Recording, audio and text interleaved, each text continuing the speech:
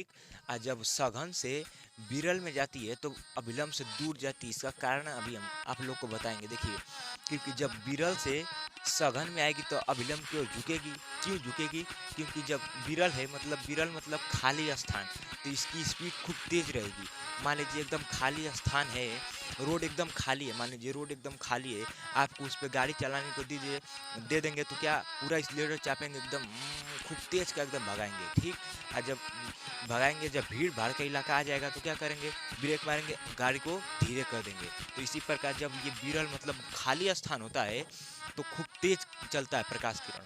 और जब सघन माध्यम मतलब भीड़ भाड़ का इलाका आता है तो ये अविलंब की ओर झुक जाता है, मतलब स्लो हो जाता है। उसी प्रकार और जब सघन में रहता है, जब आप लोग भीड़ भाड़ में रहते हैं तो बहुत धीरे चलते हैं।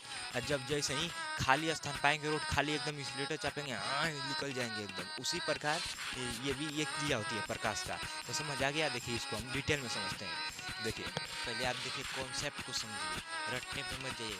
इसका जब आप कॉन्सेप्ट समझ लेंगे तो इसके दो नियम लिखने को आता है एग्जाम में, आप एकदम आराम से लिख लेंगे कॉन्सेप्ट समझने के बाद। तो चलिए देख लीजिए, समझ लीजिए इसको। ठीक। तो देखिए, एक हमारी जो आपतित किरण है आ रही है, देखिए हम जो आपतित किरण ऐसे आएगी। ठीक। आपतित किरण, तो ये जो हमारा चिकना अपारदर्शी प्लेट रहेगा, यहाँ से आएगी, आने के बाद टकराएगी, टकराने के बाद वापस उसी माध्यम में लौट जाएगी। और तो हमारा बीच में एक अभिलंब होता है, अपने से हम खींचते हैं। तो इसको आप ऐसे पूरा मत बनाइएगा, ऐसे डॉट डॉट ऐसे करके बनाइएगा। ठीक। ऐसे डॉट डॉट, क्योंकि हम इसको अपने से खींचते हैं इस प्रकार। ठीक। ऐसे डॉट डॉट करके इसको आप बनाइएगा। तो ये जो हमारी किरण आ रही है इसका नाम क्या हो जाएगा? आपतित किरण। और जो जा रही है टकरा के उसका क्या नाम हो जाएगा? परिवर्तित किरण। तो आने वाली किरण का नाम आपतित किरण, जाने वाली किरण का नाम परिवर्तित किरण। और जो हम अपने आप से इसको बनाएंगे इसका नाम अभिलंब। ठीक। इतना समझ आया? और जो ये तीनों जिस बिंदु पर मिल रहे हैं, आपतित किरण, परिवर्तित किरण और अभिलंब, ये जो तीनों क्रिया हो रही है जिस बिंदु पर मिल रहे हैं ये लोग, उस किरण को हम लोग आपतन बिंदु बोलते हैं। ठीक। इतना समझ आया? और जिस प्लेट पे ये लोग का क्रिया होगी, उस प्लेट पे ये जो इस प्रकार की पेंटिंग की रहेगी। देखिए, जो प्रकाश का परावर्तन होगा वो अपारदर्शी प्लेट पे होगा, जिसके आर पार हम नहीं नहीं देख सकते हैं, इसी प्लेट पे होगा। तो ये कलाई की रहती है, तो इसको हम यहाँ पे कलाई लिख देंगे। ठीक। इतना समझ आ गया? और देखिए, अब इसके जो इसका कोण बनेगा, आई से आपतन आने वाली किरण, तो इधर का जो कोण बनेगा आपतन कोण। जाने वाली किरण का नाम क्या है? परिवर्तित किरण। तो इधर का जो कोण बनेगा इसका नाम परिवर्तन कोण। तो इसको कोण शॉर्टकट में कोण आई लिख देंगे, इधर कोण आर।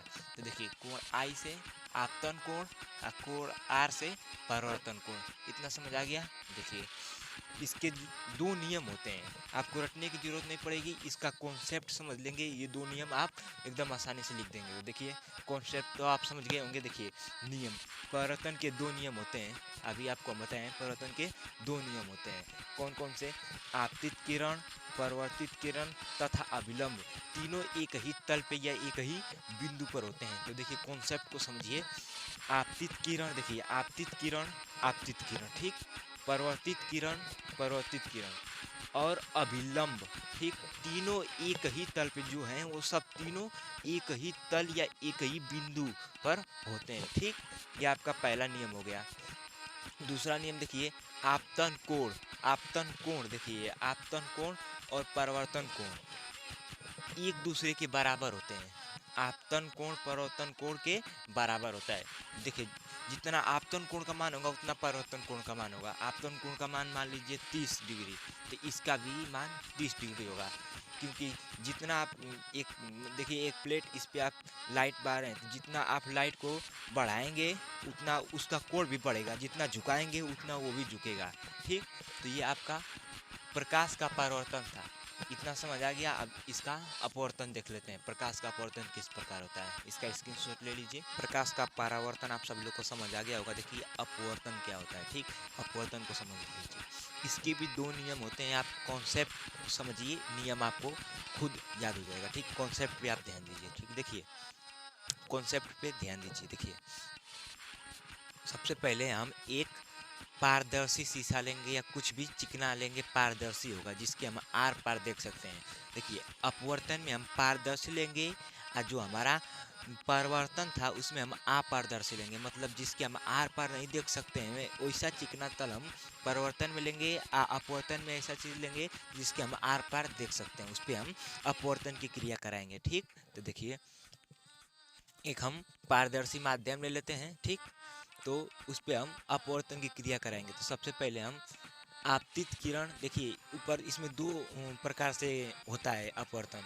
पहला विरल से सघन में जाएगा और सघन से विरल में जाएगा।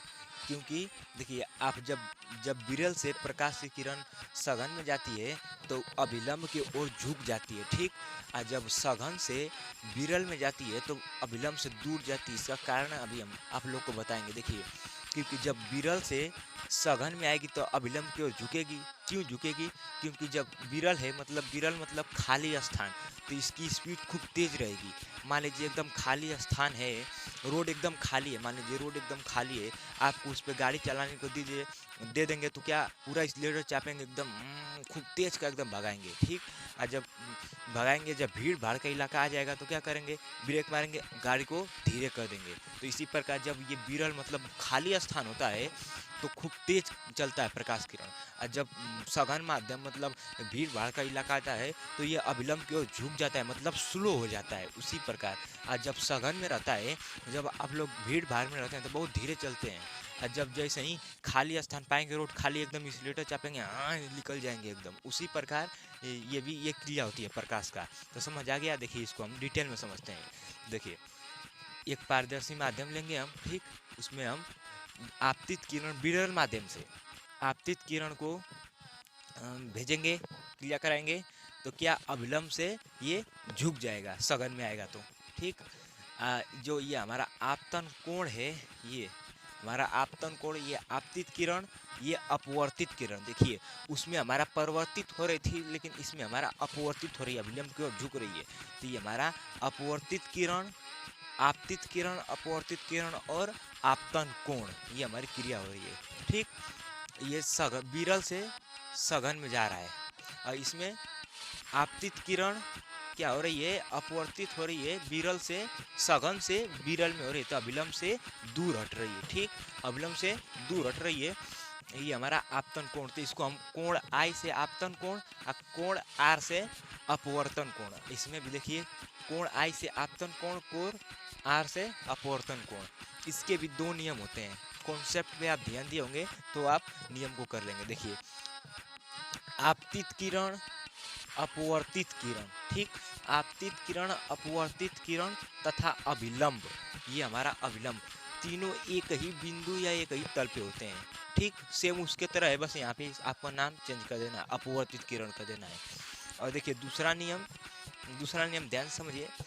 आपतन कोण की ज्या का हिंदी साइन होता है, साइन कोस टेन हम लोग पढ़ते हैं ना, उसमें ज्या की हिंदी साइन होती है। तो आपतन कोण की ज्या तथा अपवर्तन कोण की ज्या, आपतन कोण की ज्या तथा अपवर्तन कोण की ज्या के समान अनुपाती होता है, मतलब उल्टा होता है, समान अनुपाती होता है। ठीक, तो इसी से आपका स्नेल का नियम भी निकल के आता है।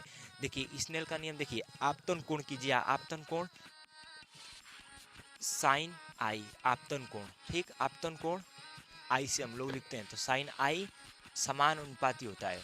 ठीक, समान अनुपाती। अपवर्तन कोण की ज्या, तो साइन आर। तो देखिए इसी से हमारा स्नेल का नियम निकल के आएगा, तो साइन, ठीक,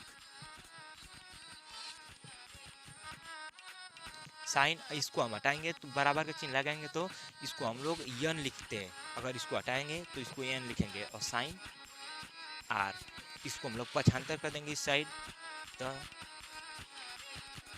साइन आई बटा के साइन आर बराबर यन। इसको हम लोग क्या है, स्नेल का नियम भी बोलते हैं। इसी नियम से निकल के आता है स्नेल का नियम। आप कॉन्सेप्ट में ध्यान दीजिए, आपको ये सब अपवर्तन के नियम रटना नहीं पड़ेगा, एकदम आपको ऑटोमेटिक याद हो जाएगा। ठीक, तो इतना समझ आया, इसका स्क्रीनशॉट लीजिए, मिलते हैं नेक्स्ट वीडियो।